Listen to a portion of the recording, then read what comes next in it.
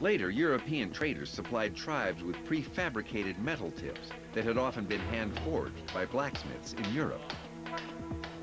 These thinner, flatter steel tips fit much more easily and securely into wooden arrow shafts and had greater durability than stone. As white settlers ventured onto the plains, warriors found another source for metallic arrowheads. We would take barrel hoops or wagon wheels and take the iron from that and manufacture arrow points out. At the opposite end of the arrow, fletching made of bird feathers helped stabilize the missile in flight. There's fletching of hawk feathers, wild turkey wings, which was much more suitable under many conditions. They're a lot more durable. Eagle feathers were seldom used at all, just because of the fragility of the feather. A Plains Indian carved bows from hard woods like ash, hickory, and Osage orange. The bow string was made from 5 or 6 strands of buffalo tendon or sinew, braided to form a tough cord. What sinew was basically the muscle fiber, the tendon that ran along either the backbone of the elk or buffalo or its leg. And it's a very wide tendon, and it could be basically ripped apart into very fine fibers or strings, so to speak, and it's very, very strong. You cannot break it with your hand. This is Aaron Tenbears of the Lakota Nation. He's going to tell us about that most familiar piece of Native American technology, the bow and arrow. Aaron, these bows that you have here, are these typical from the 1860s? Yeah, they sure are. They're seldom longer than 3 feet in length, so this way they would easily be adaptable and able to be fired on horseback. And what was the typical range of this weapon? Well, there are different variations of the short bow. These are what we call a self bow. They're not sinew-backed, and this would be the back of the bow. Sometimes they place sinew or rawhide or even snakeskin to help compound the bow and make it a little bit more powerful. So the average range on a self bow, you'd be looking at about 60, 70 yards. And this is a typical arrow from the period, from around the 1860s. You were telling me that there were markings that were put on the arrows. What was the purpose of that? Well, the markings were more like an identifier. It lets you know which warrior shot what arrow. A lot of times in buffalo hunt, you'd be able to tell which arrow brought down a buffalo. This way, your family could actually receive a portion of that meat. There's also lightning grooves, which go up and down the entire length of the arrow shaft. This served 2 purposes. For starters, the lightning was a symbol of power. The traditional belief is that it helped the arrow fly farther and straighter. Secondarily, it was also a groove mark that prevented the arrow from warping in the sun. Another good point is that the bow and arrow is a silent weapon. So that would make it an excellent choice for an ambush, wouldn't it? Absolutely. Yeah, without question. This way, you can't be identified as to where exactly it's coming from, or you could be up on a bluff or behind a tree, and there's really no telling. The Native American silencer.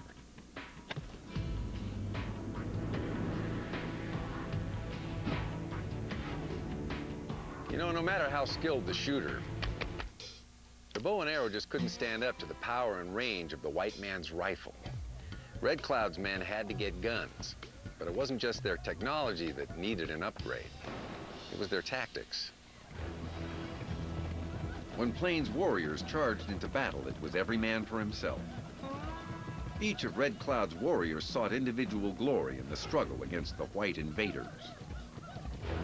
For the Plains Indian, the bravest act a man could perform in battle was called counting coup.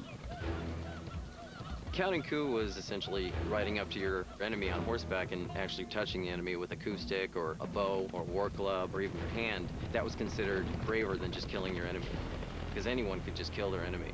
But riding up to him and counting coup, which had to be acknowledged by another warrior, that was significant. Coup stick could be anywhere from a staff to something as small as this, and range in different decorations and sizes. Back at camp, witnesses told of these brave acts to the entire tribe. Tribal elders rewarded each coup with an eagle feather or an enemy scalp lock. A bold warrior could earn enough feathers to make a ceremonial headdress. It was the ultimate symbol of his status within the tribe. The individual that wore the headdress could not make the headdress himself. It wasn't something that he just says, hey, you know, I've got enough feathers, I'm going to go out and make one. The honor was bestowed upon him by his peers. And those peers would actually donate the feathers that they had gotten from striking coup and give it to that individual basically as an honor. Counting coup may have brought honor to the Lakota warriors battling the army, but it also brought death. It was the inevitable result of a combat strategy in which every warrior was out for himself. Red Cloud and his men were losing battles and losing the war. The Lakota needed a new approach. Their answer was the ambush.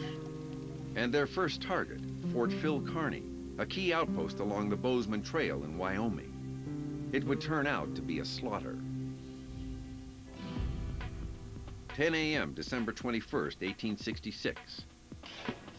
A woodcutting detail leaves the safety of Fort Phil Kearny and begins work within sight of the fort.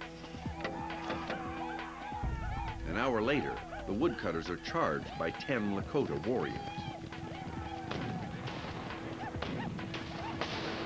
Leading the assault, a fighter with a rapidly growing reputation for fearlessness, a young Lakota named Crazy Horse. Crazy Horse is one of those Indian warriors that we have almost no information about his early life. In fact, there's a rumor that he was the son of a white trader. But certainly by the late 1860s, he'd become a prominent warrior. He was very daring, very brave, and showed great leadership qualities. But Crazy Horse's attack against the woodcutters is a ruse. He wants the fort's commander, Colonel Henry Carrington, to send out help.